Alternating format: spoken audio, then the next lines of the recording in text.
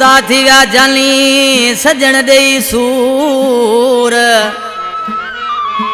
ओ जुदा थी विया जानी सजण ॾेई सूर ओ पल पल पवन पोर जलाल ही रिंद चवे अला। कलाम ने फरमाशा मुश्ताक उर्फ मिठू टंगड़ी फजल ऐं नबी बख्श टंगड़ी कोट लालखान खां अकरम अली टंगड़ी कुर्बान अली खोसो ऐं ए सरिंद जी फरमाश। प्यारा दोस्तों ये सिलेक्शन गाया पियो मदद अली खोसो मुझे पुरानो शायर सेठ आदम कुंबर वटि नंबर कया पियो क़िस्मत एंटरप्राइज में उसा साजन सिकायला सिंह रिकॉर्डिंग करे पियो उसा करीम ढोलक वारा जानी उसा इमदाद बेंसरी वारा आज मानसी पंहिंजे बाबू जे नाले चवण लॻो आहे ओ जेके दिल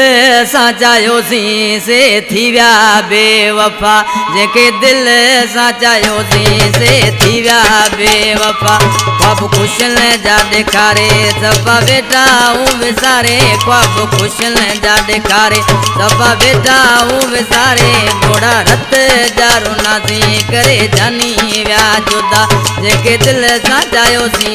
से थी विया बेवफा।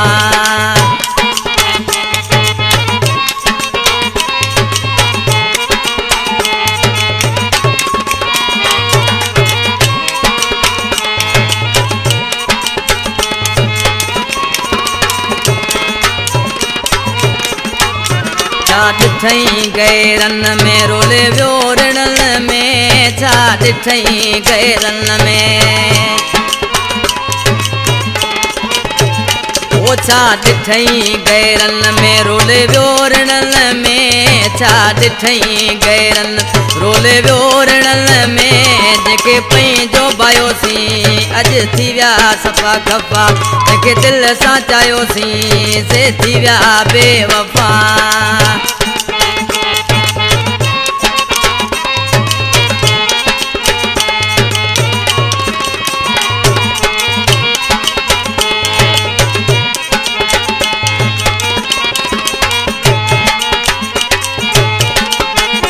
दिल सां कई गुलामी भई बिन जी सलामी मूं दिल सां कई गुलामी मूं दिल सां कई गुलामी भरी बिन जी सलामी मूं दिल सां कई गुलामी भरी बिन जी सलामी सभु कुझु विञायोसी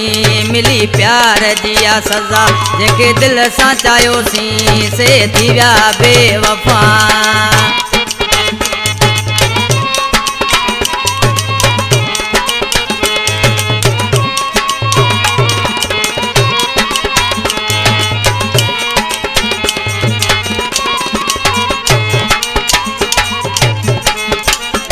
कोट में रोए जलाल रिंद कया कहिड़ी ॻाल्हि नौ कोट में रोए जलाल